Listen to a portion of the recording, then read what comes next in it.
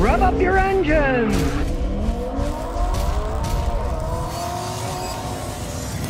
Well, thanks to a viewer in Australia sent me this email. Now they're recalling a bunch of Jeeps in Australia. The upper control arm retaining bolts may have been damaged, and the upper control arm may detach from the steering knuckle, so the wheels will fall off. And these are brand new or one-year-old Jeeps in Australia. So the Australian government is forcing them to recall them now. Like I said, Chrysler bought Jeep from AMC years ago. The quality started to go down. Fiat, quality went further down. Now it's Stellantis, quality's really going full down. The only time the Jeep quality has gone up since the original Willys Jeep is the short period of time when Mercedes-Benz bought Chrysler. It was Daimler-Benz, and the Jeeps actually were getting better. Some of them had excellent German transmissions in them. The quality was actually going up. But Mercedes-Benz lost so much money in the deal buying Chrysler because the Chrysler executives lied to the Germans, I guess, and said, we're the highest profit car manufacturer in the world per unit sold, right? But it turns out they didn't give them any of the bad news about all the recalls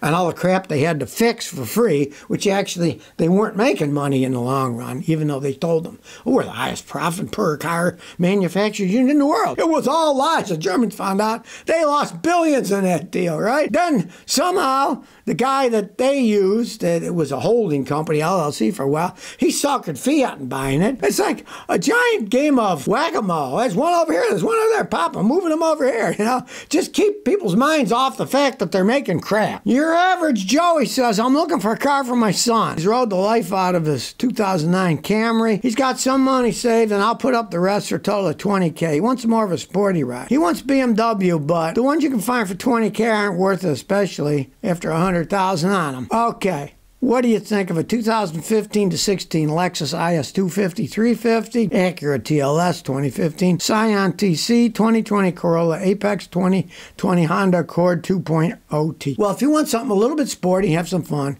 get the Honda Accord 2.0 T. You'll be happy. It's zippy. It's fun to drive. They're well made, right? The Lexuses, of course, are well made, but for $20,000, you're going to get a better Accord than you are a Lexus. Lexuses cost a lot more than the Accords do. If you're going to buy a used Lexus, its value is much higher than the Accord used. So you're going to get less of a car for 20 grand than you'd get for an equivalent Accord. You'll get a newer Accord with less mileage than you would with the Lexus. And truthfully, the Honda Accords are a little more sporty or zippier in that particular range of cars. And they're a lot cheaper to maintain than the Lexuses are too. So, now I mean, there's nothing wrong with the 2020 Corolla, but that's not really sporty. He probably won't like that. That'd be more his. Ask him. Ask him to drive one and see if he likes it or not. If he likes it, sure, you can get the Corolla, but he probably won't like it if he wants a sporty car. Abby C says, I got a Subaru Outback. I got the code for temperature sensor 1 circuit low. I used to get good gas mileage. Now I'm getting bad gas mileage. It's a hard time starting. I put a starter in, that's not the problem. Do I have a thermostat problem, or should I get a new MAF sensor? What do you think? Okay, well, start out with first, put a thermostat in. If the thermostat doesn't fix the sensor's low,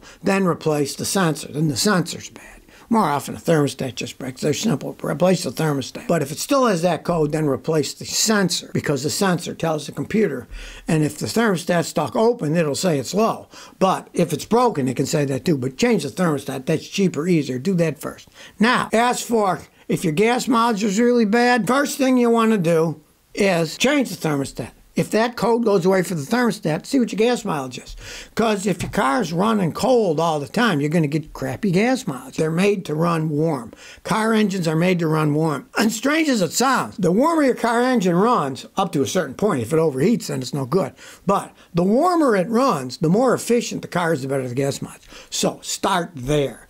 Now, if you still get crappy gas mileage after you change the thermostat and it doesn't get the code anymore for, that the low temperature, yeah, you might try a MAF sensor. It could be bad. There's lots of things that can go bad, right? Start with the thermostat. That's the most logical thing. Well, here's one for you. Here's another smashed up Tesla. And in this case, the Tesla had the full self-driving system engaged, and it almost ran into a train, and he had to grab the wheel and twirl out of the side, and still smashed it up. This stuff doesn't work. It's been proven over and over. Almost drove into passing trains twice in the last 6 months. Got an onboard camera. You can watch the video on YouTube. Now, the full self-driving is supposed to brake when it sees obstacles. Well, if it doesn't see a train as an obstacle, there's something wrong with the software. Pretty big obstacle, right? Man's driving it. He had to grab the wheel and pull it over so it didn't hit the train. It happened twice, the same car. One time he had to swerve out of the way by himself. The suspension was torn apart and the passenger side front fender was dislocated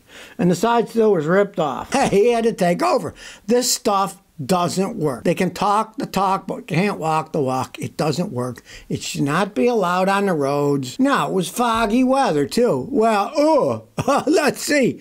We drive in the fog. You think a computer would be equipped? Computers have radar and stuff. We don't have that, right? On our heads. The computers, do you think they drive better in the fog? Now, in this video, they can see that he's driving down the road. There's no sign of braking when it gets to where the train is, and it didn't even start to slow down, so he grabbed the steering wheel, swerved out of the way. Now this guy's owned a Model 3 for a year, and in that year, his car failed to respond to passing trains twice at different rail crossings. So, come on. The system doesn't work. Oh, the Elon's betting a farm on it. That and artificial intelligence, right? Gives you an answer depending on which advertisers pay the most money to give you that answer, right? I still don't understand why they don't force him to take the name down. Full self-driving, it's called. It isn't. Can you put something on a bottle of arsenic that says is not poisonous when you know it's poisonous, right? Well, this isn't full self-driving. Whether you're even allowed to say it is beyond me. Now, the guy can't get any lawyers to sue because it turns out that he was doing between 61 and 63 miles per hour and a speed limit of 55. Like, what? Not much difference, right? But it looks like the lawyers aren't going to touch it because technically he was speeding, right? Not all that much faster, but besides technicalities when lawyers are involved, so looks like the guy's not going to sue anybody over it, but really,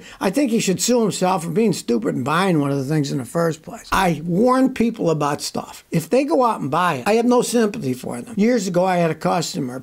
He was a new lawyer. Just got his law degree. Just got a job in a law firm, right? I said, whatever you do, don't go out and buy a Jaguar. So what does he do? He goes out and he buys a Jaguar. Then it falls apart and he calls me up. I'm like, I told you not to buy this stupid car, right? You don't want to get in this pickle. Just don't buy one. Well, guess what? Now they're finding more problems with their wind turbines in the ocean on the East Coast. It turns out a type of rock down there, glauconite, adds a risk to building it because when they're trying to beat the pilings in, turns out this glauconite stuff kind of shatters, and then it won't be a good place to put the giant poles that hold them in place, right? So, yeah, yet another problem with these stupid windmills in the ocean, right? Old technology. Now, well, gee, we might not be able to put them there because these rocks down there, when we pile them in, they kind of shatter. The things are going to fall over. You know there's going to be problems up the wazoo with these things, right? And realize one thing. These babies are monopoles. They got one pole. That's it, baby. One. If it fails, down it goes, right?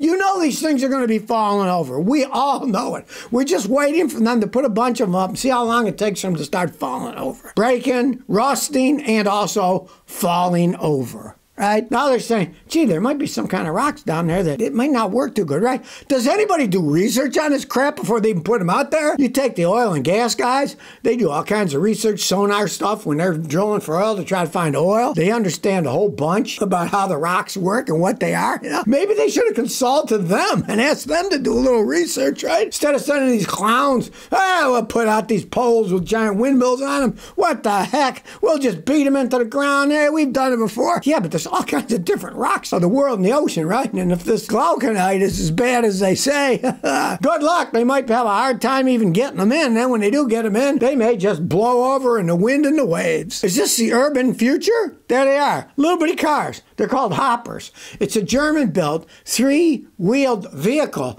that technically is still a bicycle. At least in Germany it is. It's got 3 wheels. It's electric. And because its top speed is only 25 kilometers an hour, which is 16 miles an hour, hour. In Germany, it's classified as a bicycle. So you can go into bicycle lanes, right? Well, here's the thing. You imagine the bicycle guys when this thing comes in hogging the bike lanes? I can see problems with that. You know, there's barely enough room in most places I've been in the bike lanes for a bicycle. Then you add this three-wheel thing that's much wider and bigger. I can see some real stinkers coming out of that. But, I mean, it only makes sense for urban commuting to make smaller vehicles. Now, I can't see why we would make something only go 16 miles an hour, right? You can't drive in regular traffic. It's too slow. You'll create traffic jams, right? Stuff like that. They should be able to make small ones that can do whatever the speed limit in the city is, 40 or 30, whatever. Small electric vehicles, they have a limited range, but they also have smaller batteries, so they'll charge up faster. This particular one, say they can have a range of up to 40 miles. You all know what that means. Probably more like 25 or 30, right? You know, you go a small distance in a city around, what the heck? And they would charge up faster because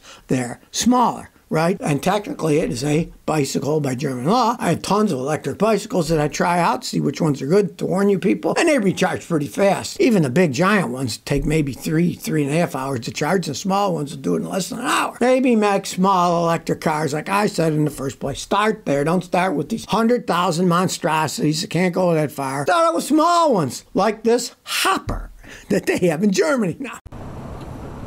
So if you never want to miss another one of my new car repair videos, remember to ring that bell.